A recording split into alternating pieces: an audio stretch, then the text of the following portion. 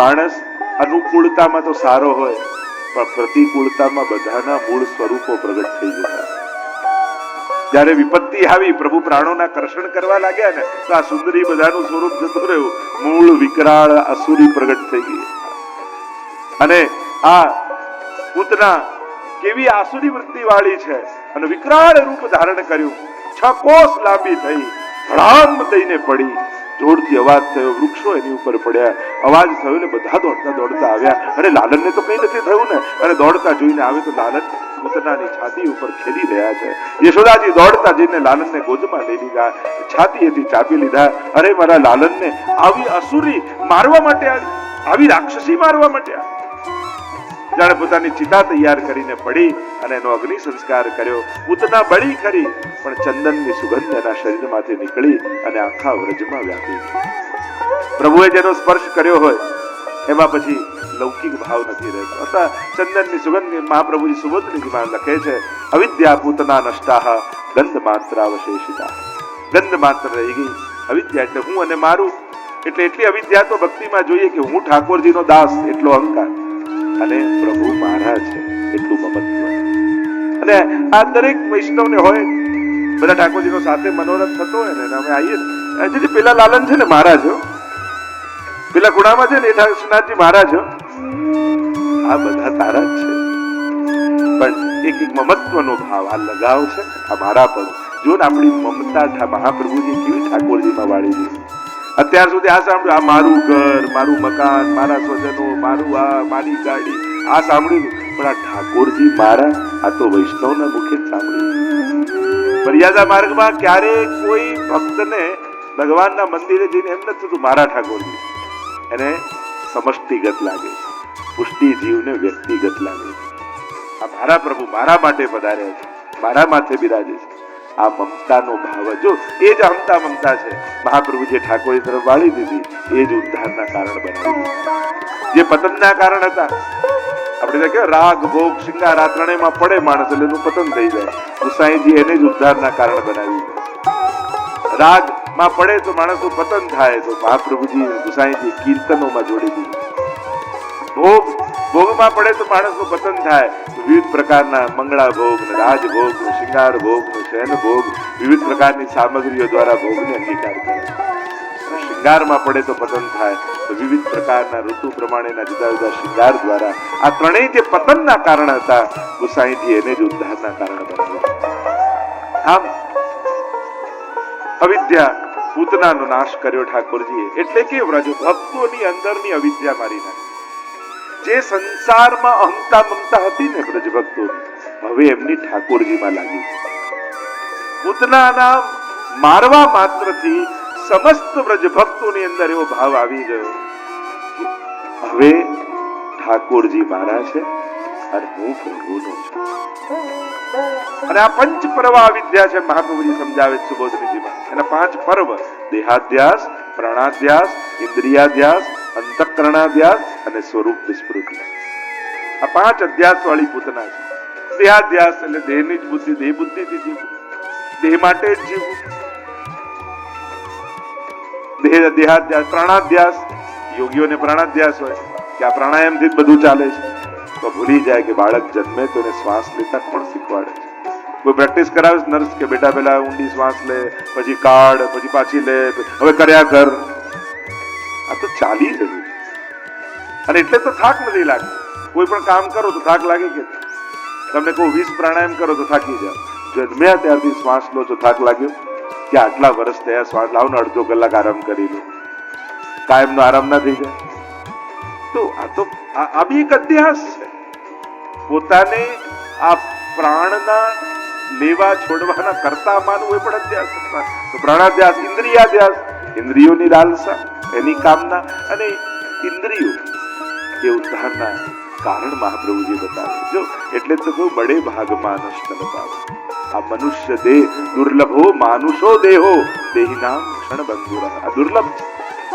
પશુ પંખીઓને પણ દેહ હોય, જેને આંખો હોય, કાન હોય, જીવા હોય. ફર્ક માણસ અને પશુમાં એ છે કે માણસ રામ બોલે ને તો રામને સંભળાય, પોપટ રામ બોલે તે રામના કાન સુધી પહોંચતું.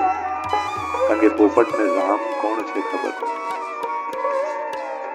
માણસ પાસે એવી ઇન્દ્રિયો છે જેને ભગવાન જોડે કનેક્ટ કરી શકે, એટલે જ એ મહદભાગી છે. આ આંખો બધાને હોય, દર્શન ખુલ્લા હોય, કોઈ પક્ષી ઉડતું ઉડતું ભગવાન પાસે આવીને બેસી જાય, એમને જુએ, પણ એ જોવા માત્રથી એનો ઉદ્ધાર થતો નથી, કારણ કે એ ભગવાનને જાણતો નથી. માણસ પાસે એવી આંખો છે કે કૃષ્ણ દરસ સો અટકી ગ્વાલિન્યા, મેરો મન ગિરધર છબી પર અટક્યો. અને એ પ્રભુને ઝાંખી કરતા કરતા એ નૃત્યાંગના જે આગ્રામાં નાચતી કૃષ્ણદાસ અધિકારીએ ઠાકોરજીને સન્મુખ નચાવી અને પ્રભુને જોતા જોતા એને લીલામાં પ્રાપ્તિ થઈ. આંખો એના મુક્તિના કારણ બની જાય, જીવવા માણસની મુક્તિનું કારણ બની જાય. એકવાર હરિનું નામ લઈ લે એનો ઉદ્ધાર થઈ જાય. કાન બધાને હોય, પશુ પંખીઓને પણ અવાજ સંભળાતો હોય, પણ માણસ માટે મુક્તિના દ્વાર છે, કારણ કે આ કર્ણ દ્વારા કથા સાંભળી જન્મ મરણના ચક્કરથી છૂટી છે. એટલે કે દરેક ઇન્દ્રિયો માણસ માટે મુક્તિનું કારણ છે.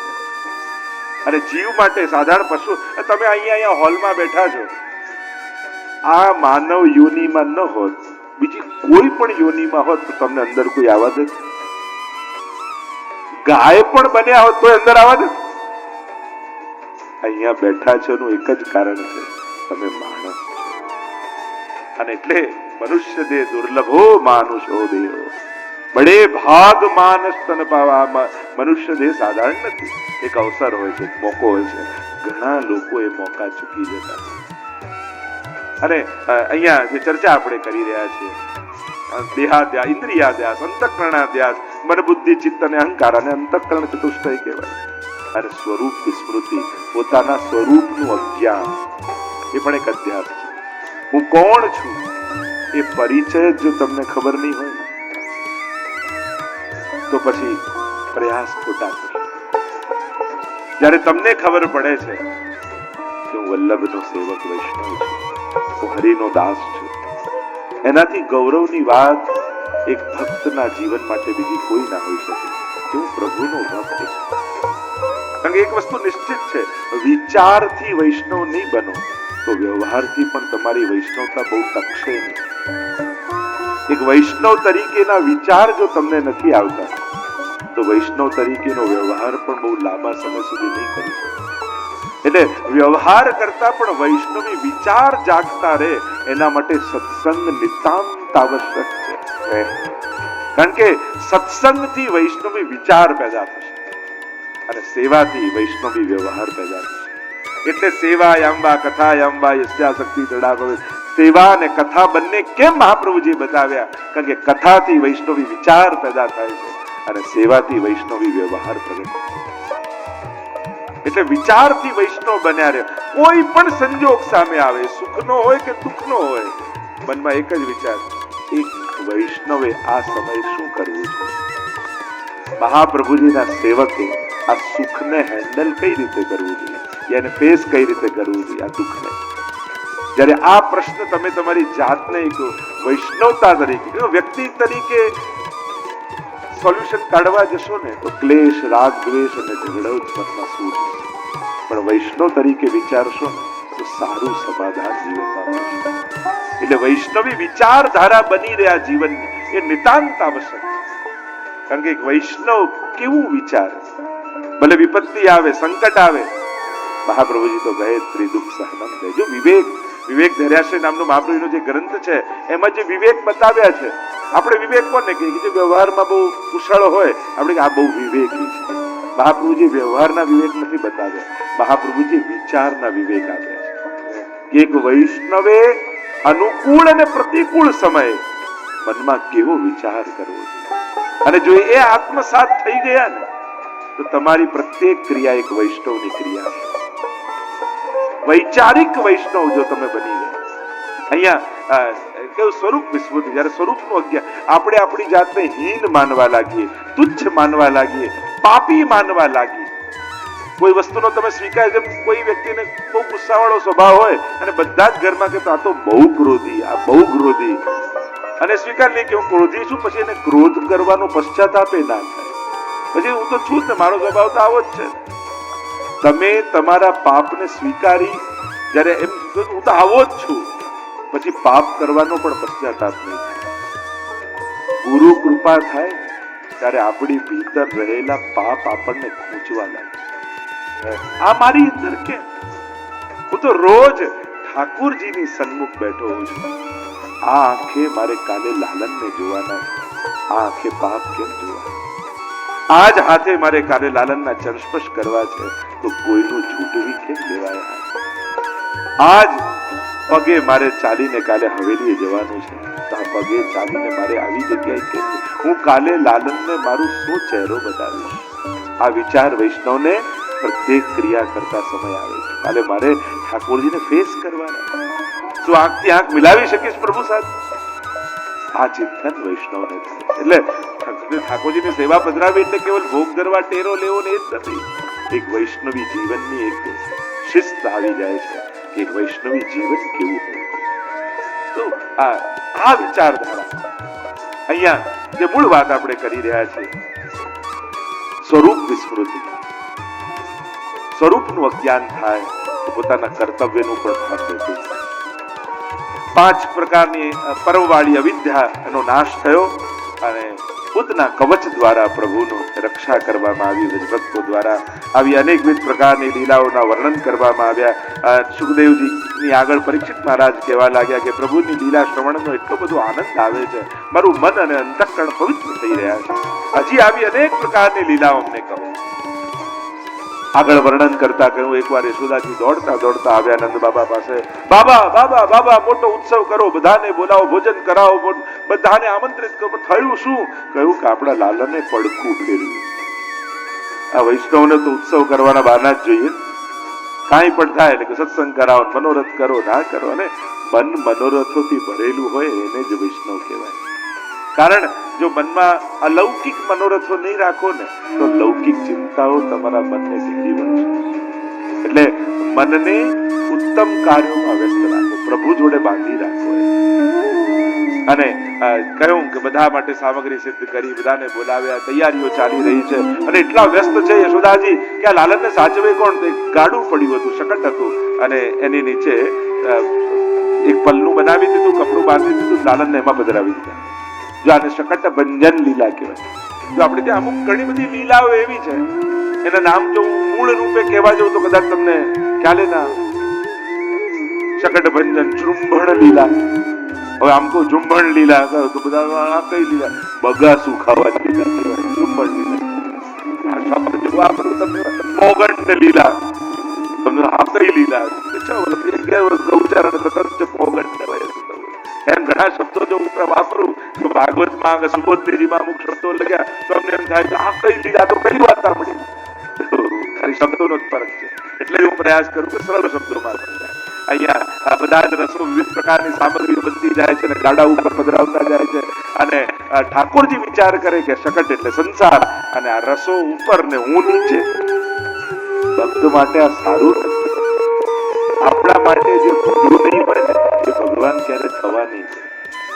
તમે પ્રયાસ કરીને થાકી જશો ને, પણ તમારા માટે જે કલ્યાણકારી નહીં હોય એ વસ્તુને તમારા સુધી પ્રભુ પહોંચવાની. આપણો સૌથી વધારે હિત કરતા કોઈ હોય ને એ ઠાકોરજી. જે કર્યા વગર પણ મદદ કર્યા કરે ને એ જ પ્રભુ છે. જે યાદ અપાયા વગર પણ આપ્યા કરે ને એ જ પ્રભુનો સ્વભાવ છે. સુદામાને આટલું આપે પણ કહે નહીં કે મેં આપ્યું. એમ આપનારો પ્રભુ જ હોય છે, પણ એ આપણને ક્યારે યાદ નહીં અપાવે. આ તો વૈષ્ણવે સદા યાદ રાખવા, ઠાકોરજી કરનારા છે, પ્રભુ આપે તો પ્રભુ કરાવે. આપણે યાદ રાખવા, પ્રભુ ભક્તનું અહિત ક્યારે થવા દેતા નથી. આપણે પાપ કરવામાં સફળ ન થઈએ ત્યારે મનને ના ગમે. આ બધું ગોઠવી રાખ્યું ના થાય. અને ત્યારે આભાર માનવો ઠાકોરજીનો કે પ્રભુ આપે મને પાપમાં સફળ ન થવા દઈ, મને બચાવી દીધો. હવે જો પ્રભુનો સૌથી મોટો શ્રાપ કયો ખબર?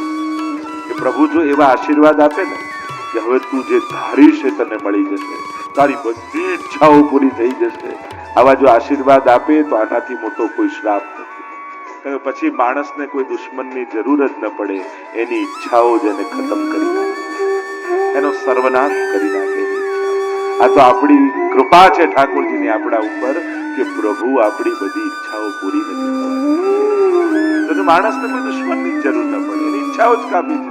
આ તો મન એવું કલ્પવૃક્ષ જેવું જ પેલી વાર્તામાં આવે છે ને, પેલું ભૂખ્યો તરસ્યો વ્યક્તિ આવ્યો ને કલ્પવૃક્ષ નીચે સૂતો, એને ખબર નહીં કલ્પવૃક્ષ છે, એને થયું કે અહીંયા આટલા ગરમીમાં ભોજન મળે તો કેટલું સારું, તો તાળી આવી ગઈ, ખાટલો મળે તો કેટલું સારું, ખાટલો આવી ગયો, સુવા માટે જાય ને એને વિચાર આવ્યો કે સિંહ આઈને મારી ના નાખે, કલ્પવૃક્ષ જે ઈચ્છો એ થાય. પણ શ્રી વલ્લભ કલ્પ ધ્રુવ ફલ્યો, વલ્લભ કલ્પવૃક્ષ છે, ગુસાઈજી ચિંતામણી છે, પણ કેવા ચતુર ચિંતામણી, અહિતનું હશે ને એ આપણા સુધી પહોંચવા જ નહીં, જેમાં આપણું અકલ્યાણ હશે ઠાકોરજી એમાં આપણને ક્યારે સફળ નહીં થવા. અહીંયા શકટ ભંજન લીલા પ્રભુ કરે, શકટાસુર પ્રવેશ કરે છે અને પ્રભુએ ચરણનો પ્રહાર કર્યો, શકટ તૂટ્યું, બધા જ રસ ઢોળાયા અને ઢોળાયા એટલે બધા જ દોડતા આવ્યા લાલનને ગોદમાં લીધા. પ્રભુએ મહાપ્રભુજીએ સમજાવ્યું કે શકટ ભંજન લીલા કરી લૌકિક આસક્તિઓનો નાશ કર્યો. વ્રજભક્તો હજી જે આસક્તિઓ લૌકિકમાં હતી, આમ કરી આ બનાવવું, આ કરવું, પેલું કરવું, આમ જગતના સંસારના જે વ્યવહારોમાં મન હતું ને, હવે શકટ ભંજન કર્યા પછી મનમાં એમ થયું કે આટલા સંકટો લાલચ પર આવે, હવે તો કોઈ પણ પ્રસંગ હોય આપણું ધ્યાન તો ઠાકોરજીમાં જ રાખવું, પ્રભુ તરફ જ આપણું ધ્યાન હોવું જોઈએ, ભલે બધું જ કરીએ. એટલે લૌકિક આસક્તિઓનો નાશ કરે. પ્રભુની કરેલી દેખાતી લૌકિક ક્રિયાઓ પણ વ્રજ ભક્તો માટે, ભક્તો માટે અલૌકિક ફળનું દાન કરનારી લાગે. સાધારણ ક્રિયા, ઘણી વાર એમ ના કરે, આટલું જળ આમાંથી લોટામાં હતું, જારીમાં ભર્યું, આમાં કર્યું શું? લૌકિક દ્રષ્ટિ, ભૌતિક દ્રષ્ટિ જોવા જાવ, આ પાત્રમાંથી આ પાત્રમાં ઠાકોર પાસે ધરી દીધું. તમને લૌકિક ભાવ છે, પણ જયારે જારીમાં પધાર્યું પછી એ જળ ન રહ્યું, પછી એ જમના જળ બન્યું. અને જમના જળ જયારે પ્રભુ આગળ ધર્યું તો યમુનાજીએ તમને આશીર્વાદ આપ્યા, મને જે સૌભાગ્ય મળ્યું છે જ્યાં એ સૌભાગ્ય તને પણ પ્રાપ્ત. એક નાનકડી ક્રિયા અને કેવું મોટું. આજ તો પ્રભુની કૃપા છે ને, એક નાનકડું બીજ માણસ વાવે ને કેટલું મોટું વૃક્ષ ઠાકોરજી કરી આપે.